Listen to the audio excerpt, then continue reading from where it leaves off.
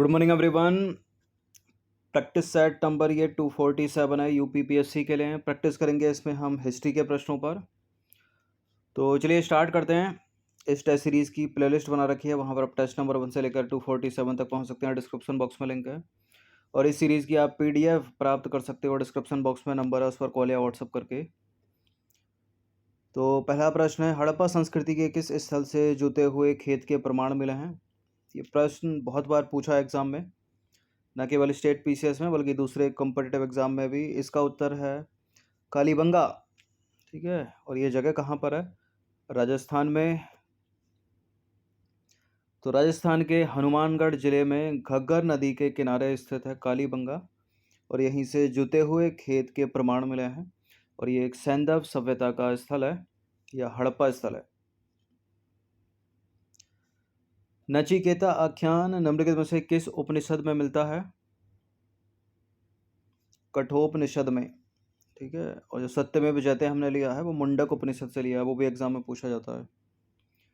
तो कठोप उपनिषद यम और नचिकेता का संवाद उल्लेखित है। ठीक है, कठोपनिषद में।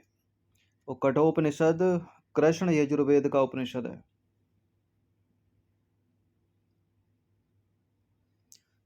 क्वेश्चन नंबर 3 पर आ जाइए। कवि वचन सुधा पत्र के संपादक निम्नलिखित में से कौन थे? भारतेंदु हरिश्चंद्र। ठीक है, तो कवि वचन सुधा के संपादक भारतेंदु हरिश्चंद्र थे। यह पत्र 1867 में वाराणसी से हिंदी में प्रकाशित होता था। भूमिगत आंदोलन निम्नलिखित में से किस गांधीवादी आंदोलन से जुड़े थे?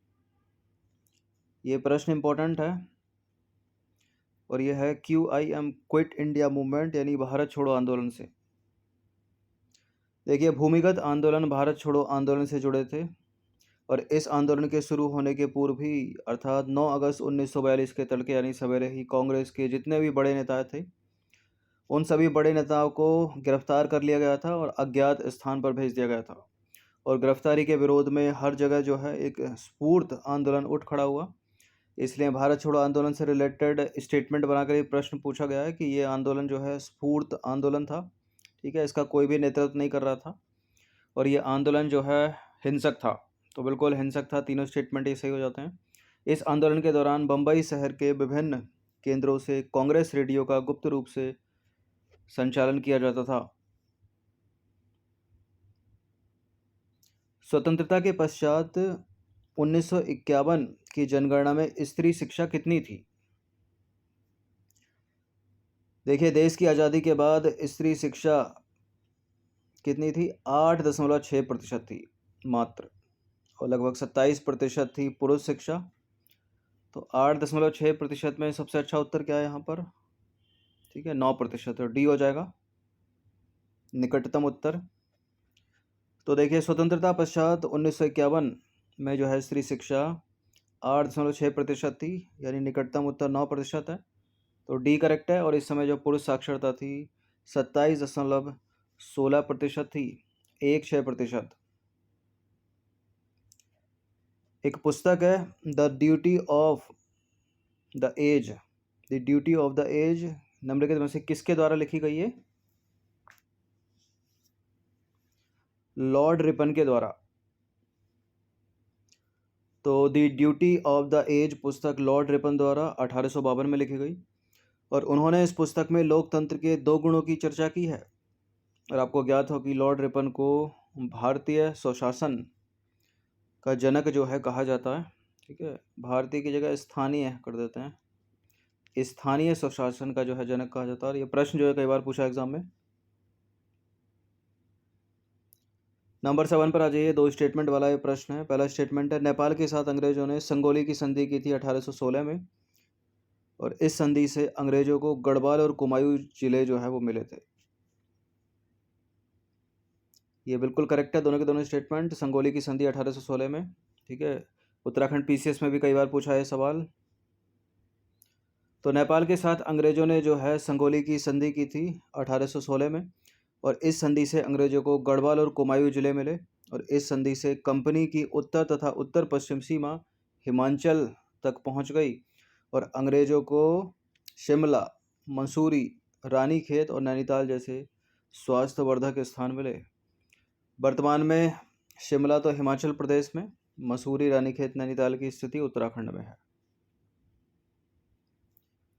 क्वेश्चन नंबर 8 पर आ जाइए। भारत में पहली बार सिविल सेवा परीक्षा 1922 में निम्नलिखित में से कहाँ हुई थी? देखिए 1922 से पहले सिविल सेवा परीक्षा जो है केवल लंदन में आयोजित होती थी, लेकिन 1922 में पहली बार ऐसा हुआ कि यह परीक्षा लंदन में और इलाहाबाद में एक साथ आयोजित हुई।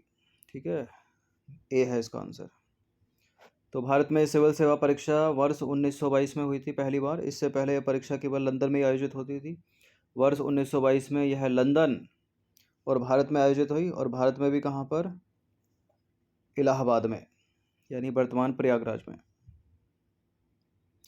अहमदाबाद टेक्सटाइल लेबर एसोसिएशन की स्थापना निम्नलिखित में से किसके द्वारा की गई थी? प्रश्न इंपॉर्टेंट है। एन.एम. जोशी, मृदुला साराभाई, बीबी गिरी, इनमें से कोई नहीं। इन तीनों में से कोई नहीं है, तो कौन है? महात्मा गांधी। तो अहमदाबाद टेक्सटाइल लेबर एसोसिएशन की स्थापना 1918 में की थी मोहनदास करमचंद गांधी ने। निम्नलिखित में से कौन स्वतंत्र अवध राज्य का संस्थापक था? कौन था? शहादत अली खां। तो देखिए, बादशाह मोहम्मद शाह ने शहादत खान बुरहान उन मुल्क को अवध का सूबेदार नियुक्त किया। इसने अवध में स्वायत्त राज्य की स्थापना की और फैजाबाद, जो कि है वर्तमान अयोध्या, को अपनी राजधानी बनाया। क्वेश्चन नंबर 8 पर आ जाइए। क्वेश्चन नंबर 11 पर आ जाइए। किस गवर्नर जनरल ने यह घोषित किया कि बहादुर शाह की मृत्यु के पश्चात जो है मुगल राजा की उपाधि से वंचित रहेंगे? किसने? Canning, Lord Canning. तो 1856 में लॉर्ड कैनिंग ने यह घोषणा की कि बहादुर शाह की मृत्यु के पश्चात राजा की उपाधि से वंचित रहेंगे मुगल। ठीक है, बहादुर शाह जो कि अंतिम मुगल बादशाह था। क्वेश्चन नंबर 12 पर आ जाइए। अकबर का मकबरा निम्नलिखित में से कहाँ स्थित है? अकबर का मकबरा कहाँ पर? सिकंदरा में है। तो अकबर का मकबरा जहांगीर के काल में निर्मित सबसे सुंदर भवन है। यह आगरे से 5 मील दूर स्थित सिकंदरा नामक गांव में है, जिसे सुल्तान सिकंदर लोदी ने अपने नाम पर बसाया था, और अकबर ने इसका नाम वहिदसाबाद रखा था। भीमसेन की नुस्खा ए दिलकुशा जानकारी का स्रोत है। नुस्खा ए दिलकुशा रचना किसकी है? भीमसेन की है, याद रखिएगा। और ये किसकी जानकारी देती है? दक्षिण भारत में मुगल गतिविधियां, राजस्थान में मुगल गतिविधियां, बंगाल में मुगल गतिविधियां, या असम में मुगल गतिविधियां। भीमसेन की नुस्खा ए दिलकुशा। तो असम में नहीं है, बंगाल में नहीं है, राजस्थान में नहीं है, दक्षिण भारत में। ठीक है, दक्षिण भारत में मुगल गतिविधियां। तो भीमसेन की नुस्खा ए दिलकुशा से औरंगजेब के काल के दक्षिण भारत के इतिहास की जानकारी प्राप्त होती है, और यह ग्रंथ मुगलों के दक्षिण भारत में गतिविधियों को जानने का एक महत्वपूर्ण शोध ग्रंथ माना जाता है। नुस्खा ए दिलकुशा, रचनाकार कौन है? भीमसेन। नंबर 14 पर आ जाइए। प्रसिद्ध इतिहासकार सुजान रॉय निम्नलिखित में से किसके काल में थे? औरंगजेब के। तो प्रसिद्ध इतिहासकार सुजान राय खत्री औरंगजेब के शासनकाल में थे, और उसने खुलासत उत तवारीख की रचना की। और सुजान राय ने यह पुस्तक औरंगजेब के शासनकाल के 40वें वर्ष में लिखी थी। क्वेश्चन नंबर 15 है। कश्मीर में शालीमार बाग निम्नलिखित में से किसने बनवाया? जहांगीर ने। तो देखिए, मुगल शासकों ने भारत में उद्यानों का विकास जो है बड़े पैमाने पर किया, जैसे कि बाबर ने आगरा में आराम बाग, जहांगीर ने कश्मीर घाटी में अनेक उद्यान लगवाए, जिनमें शालीमार बाग सबसे प्रसिद्ध है। शाहजहां ने कश्मीर में निशात बाग और चश्मा ए शाही उद्यान लगवाए। तो सबको याद रखिएगा, निशात बाग और चश्मा ए शाही शाहजहां ने, और शालीमार बाग कश्मीर घाटी में जहांगीर ने, और आराम बाग हो गया बाबर। ये मैच करने के लिए पूछा जा सकता है।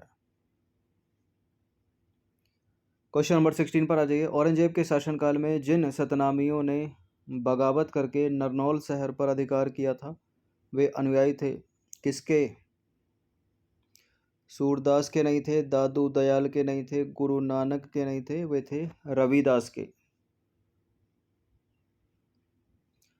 तो देखिए, हरियाणा गजेटियर के अनुसार 1672 में मुगल शासक औरंगजेब के समय सतनामी विद्रोह हुआ था। सतनामियों ने नरनौल शहर पर कब्जा कर लिया और वे मूलतः रविदास के अनुयायी थे, संत रविदास।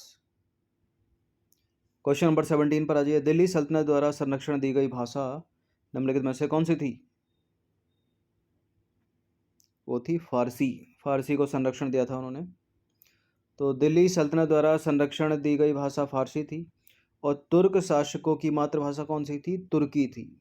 और इनकी प्रशासनिक भाषा की बात करें वो फारसी थी और धार्मिक कार्यों की भाषा इनकी अरबी थी। क्वेश्चन नंबर 18 पर आ जाइए। निम्नलिखित में से किसके दरबार में अब्दुल रजाक मिर्जा शाहरुख के दूत के रूप में आया था?